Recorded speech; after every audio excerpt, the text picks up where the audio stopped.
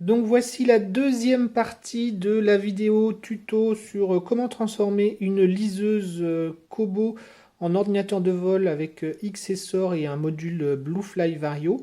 Donc si vous n'avez pas vu la première partie qui est en fait la modification matérielle, vous pouvez cliquer sur la vignette en haut à gauche qui vous y emmènera et revenir à cette vidéo plus tard.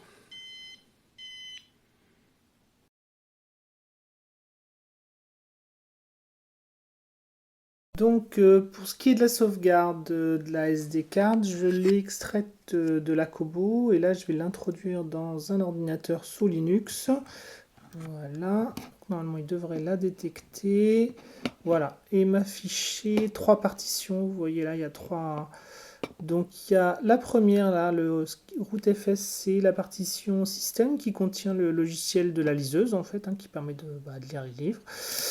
Il y a une partition qui s'appelle Recovery, qui est en fait une espèce de sauvegarde. Quand on veut réinitialiser la liseuse aux valeurs d'usine, il écrase la partition système avec cette partition de sauvegarde.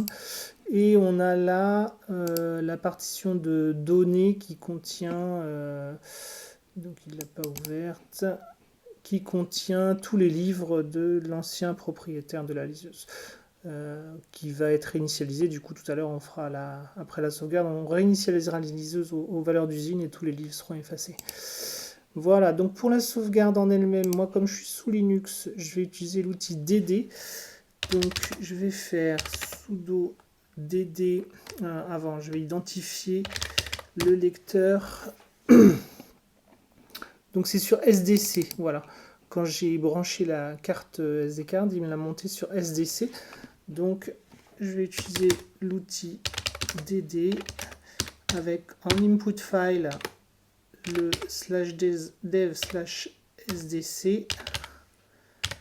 que je viens d'identifier dans Dmesg. Et en output file, je vais l'appeler clara.hd.img. Donc c'est quelque chose qui est assez long. Je relis la commande parce qu'il faut faire bien attention. Vous pouvez carrément effacer votre disk système si vous ne faites pas gaffe. Donc là, en l'occurrence, voilà, le output file, c'est un fichier. Je risque pas grand-chose.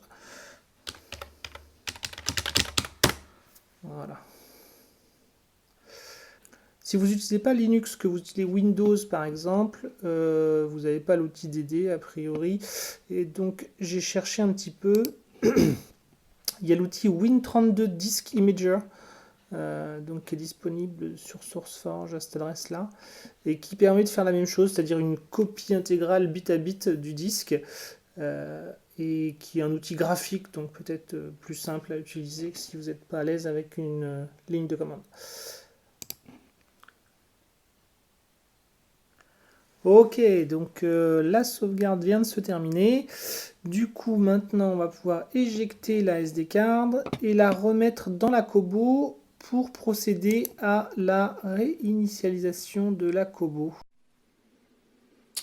Bien, maintenant qu'on a sauvegardé la SD card, on la remet dans son emplacement et on va réinitialiser la Kobo. Donc pour ça, je vais la brancher, ça c'est important, sinon ça ne fonctionne pas. Il faut la brancher sur une source d'alimentation. Le module s'allume. Il faut rester appuyé 30 secondes dessus sur le bouton on-off sans le relâcher. Voilà, donc on a un flash blanc et là on va passer en mode restauration. On attend un petit peu, voilà, donc elle se restaure aux valeurs d'origine. On attend.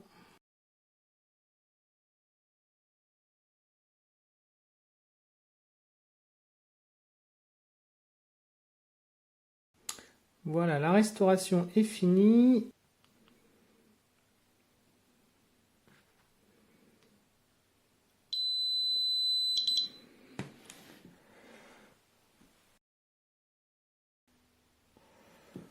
Donc là, je choisis français. On va le configurer par Wi-Fi. Il cherche les réseaux.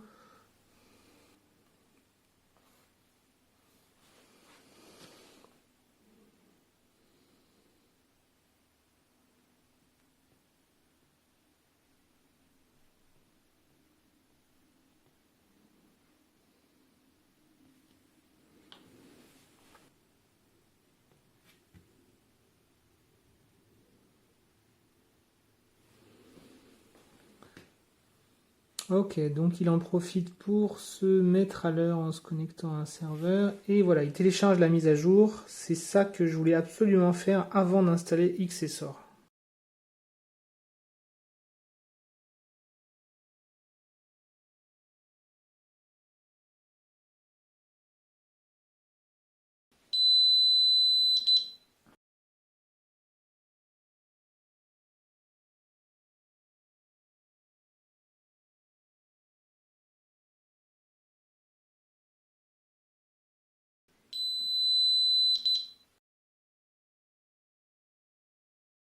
Ok, donc la Kobo a effectué sa mise à jour. Ce qu'on fait, c'est qu'on va l'éteindre.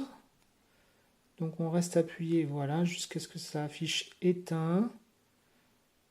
On peut éteindre le petit module aussi en restant appuyé longuement dessus. Hop. Et on rééjecte la SD card. On va maintenant installer XSOR dessus.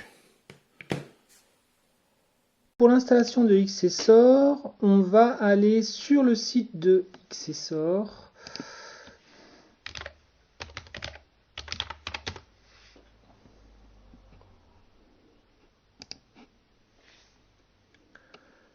Et on va télécharger la dernière version. Aujourd'hui, c'est la 6.8.11. On va dans la section Download et on tombe justement sur XSOR sur Kobo. Donc on télécharge ça. Normalement, c'est un .tgz. Très bien. On va pas l'enregistrer. On va pas l'ouvrir. On va l'enregistrer. C'est sauvegardé. Là, il nous propose aussi de télécharger des fichiers de données, ce qu'on va faire également. Donc on va télécharger les maps pour la France.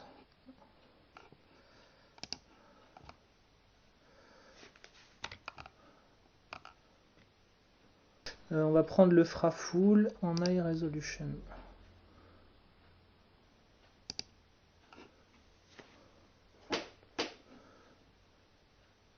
Après, si vous allez voler dans un autre coin, bah, profitez-en pour télécharger la carte qui correspond. Donc ça, c'est une carte topographique en fait, et on a aussi la carte avec les espaces aériens.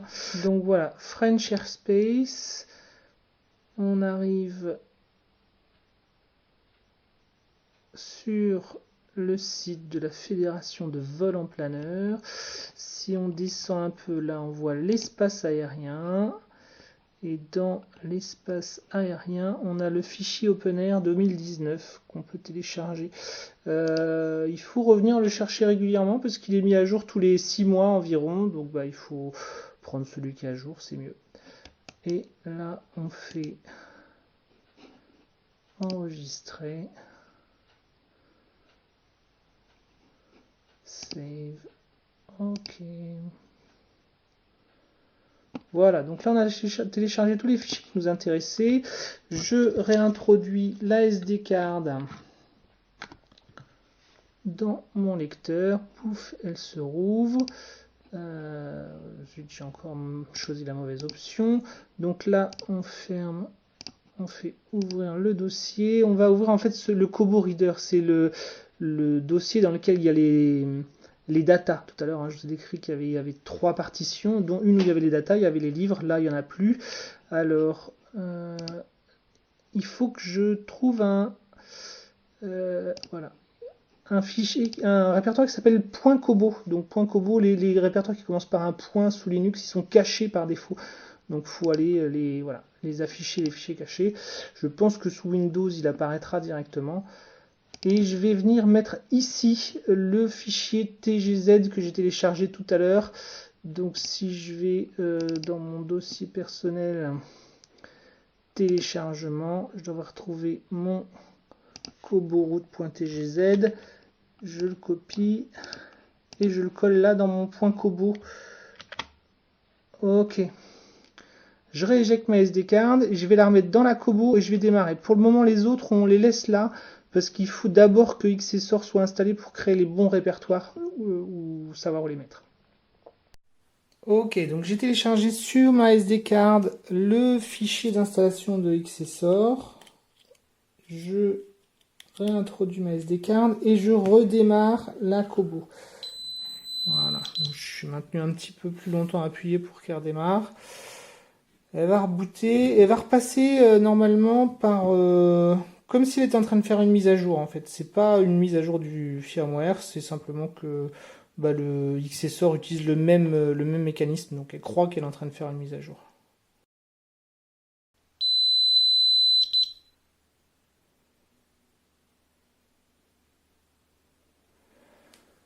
Donc voilà, là elle a redémarré. Particularité avec la Clara HD, l'écran de démarrage de XSOR n'apparaît pas. Donc là en fait il faut imaginer qu'on a un écran, simplement on le voit pas, et il y a des boutons, il y en a un qui se trouve par ici qui est Fly pour voler, et un qui se trouve par ici qui est Sim pour la simulation. Donc je vais essayer de trouver Fly, voilà, vous l'avez vu subrepticement à l'écran.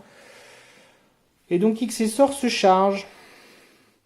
Donc pour l'instant, on voit qu'il est bien nu parce qu'effectivement, on n'a pas relié, on n'a pas mis les fichiers de map et puis on voit que là, il n'a pas détecté le GPS. Donc on va le rééteindre et puis on va mettre les fichiers de map qu'on a téléchargés tout à l'heure dessus. Donc là, je vais dans le menu, je fais quit, yes. Donc ça, c'est l'écran que vous n'avez pas vu tout à l'heure au démarrage, qui n'apparaît pas sur la Clara. Ça apparaît sur les autres, hein, c'est juste la Clara qui a un petit bug. Et là, il y a Power Off. Ok, donc maintenant, on réintroduit une nouvelle fois la SD card dans l'ordinateur. Notez que ça peut se faire aussi en laissant la SD card dans la Kobo et en branchant la Kobo sur l'ordinateur. On a accès à la même chose que ce qui nous intéresse, c'est pas la partition système, c'est pas la partition recovery, c'est toujours la partition data. Et du coup, quand on branche la Kobo, c'est cette partition-là qu'on voit. Là, hop, ouvrir le dossier. Et on voit maintenant un nouveau répertoire qui n'était pas là tout à l'heure, qui s'appelle XSOR Data. Et c'est là qu'on va mettre les autres fichiers qu'on a téléchargés tout à l'heure, qui sont dans mon répertoire de téléchargement. On avait la topo France et puis l'airspace. Je copie ces deux fichiers et je les colle ici. Il y a un autre fichier qui va être intéressant, que j'ai oublié de télécharger, donc on va y retourner. C'est un fichier qui rajoute des menus dans XSOR, des menus spécifiques pour le Bluefly Vario. Donc on va sur le site de Bluefly Vario. Voilà. Ça se trouve dans la partie blog, c'est un peu enfoui, donc c'est dans la partie 2015, en août, voilà, toc, il y a un post dans lequel il fait référence à ce fichier de menu, voilà, le Bluefly XCI file. Donc vous voyez là dans le bas à gauche, il se trouve sur blueflyvario.com/files/bluefly.xci, c'est ce fichier bluefly.xci qu'on doit récupérer. Hop. Il est sauvegardé. Et donc c'est pareil, je le copie dans XSOR Data. Voilà. Et j'éjecte une dernière fois et je remets la SD card dans la Kobo. Normalement c'est la dernière fois. Alors sauf comme je disais tout à l'heure, après une mise à jour du firmware de la Kobo, il faudra refaire ça en fait. Donc je remets une dernière fois la SD card dans son logement. Je peux maintenant reclipser le couvercle. Normalement, on n'a plus à rouvrir. Donc le couvercle qui se clipse, hein, simplement, c'est les petits ergots qu'on avait soulevés au début. Il faut les reclipser. Du coup, on redémarre.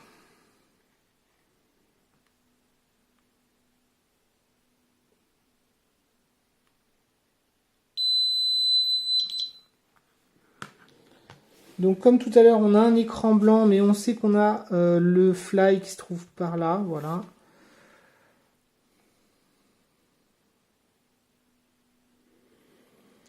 Je vais zoomer un peu, qu'on voit mieux. Là, du coup, on va aller dans les menus, config, Système, Seed Files. Ok, donc Map Database, on choisit le Fraful. Select. Weapons, on n'en a pas. Airspace, on prend le France. Select. Close. Close. Il redémarre. Et là, normalement, on devrait avoir de plus jolis. Donc, il faut d'abord qu'il charge tout le fichier. Alors ça, c'est une étape qui est un peu longue au début, mais il ne le refait pas après.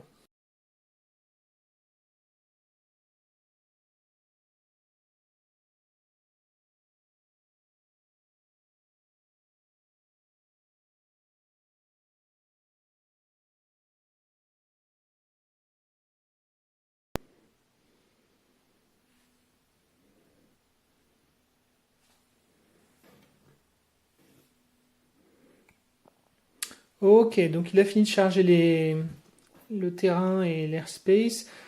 Donc là, il nous indique toujours néanmoins GPS not connected et on n'a pas géré non plus le menu spécifique au Bluefly Vario. Donc on va aller dans menu, config, system, look, language input. Faut cocher le expert qui est là. Et dans Events, on rajoute le bluefly.xi qu'on a téléchargé tout à l'heure. Voilà. Close. Close. Il doit redémarrer pour appliquer les changements. Donc on va le redémarrer. On fait un quit. Yes. On retourne dans Fly.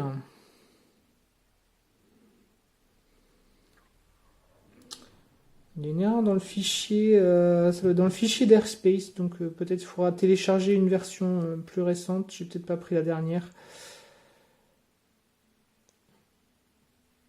Là maintenant, voilà, on a un menu Bluefly qu'on voit ici, dans lequel on peut notamment changer le volume up, volume down, le redémarrer ou tester le son du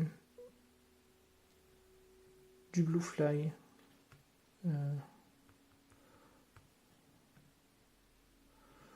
Ah oui, ça marche pas, je sais pourquoi, c'est parce qu'on n'a pas connecté le Bluefly.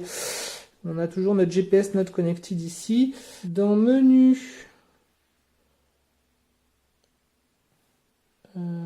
config, devices, il faut qu'on rajoute, voilà, on va éditer le device A. On va choisir le port TTYMXC0. Select. Et on va choisir une vitesse de 115 200 mots. Select. Et en driver, on va prendre le Bluefly Vario. Select. OK. OK. GPS fixe. Barreau. Il est content. Voilà. Donc là, il nous repère à côté de Nantes. C'est super. On peut zoomer ou dézoomer. Normalement, il devrait même nous dire, alors, à moins que l'airspace n'ait pas marché, qu'il n'est pas trop content parce qu'on se trouve dans la CTR de Nantes, normalement. Donc souvent, il y a une boîte de dialogue qui apparaît. Là, si on retourne dans le menu du Bluefly, maintenant, on doit pouvoir tester le bip, voilà. On peut baisser le volume. Voilà.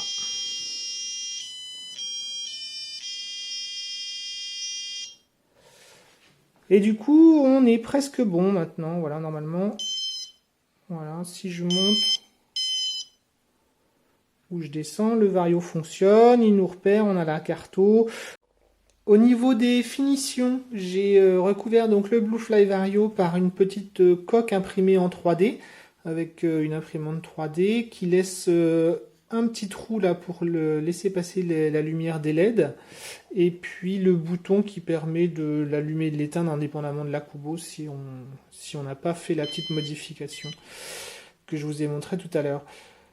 On peut faire d'autres petites améliorations. Je vais vous montrer sur celle qui est à base de glow. Donc là, j'ai une coque qui est un petit peu plus étroite parce qu'il y a moins de place sur la glow et puis rouge. J'ai rajouté également un petit couvercle en plexi parce que comme je l'utilise au treuil, parfois au treuil, il y a au décollage, au gonflage, le largueur qui vient appuyer sur l'écran et qui la met dans des menus qui sont pas forcément l'affichage que je veux. Donc le petite protection évite ça. Et j'ai également voilà, percé deux petits trous ici, comme ça je peux passer une petite dragonne et sécuriser la Kobo sur les maillons des élévateurs. Comme ça, si d'aventure les scratchs que j'ai mis aussi au dos étaient arrachés au moment du décollage par exemple par le largueur, elle serait toujours sécurisée par la petite dragonne.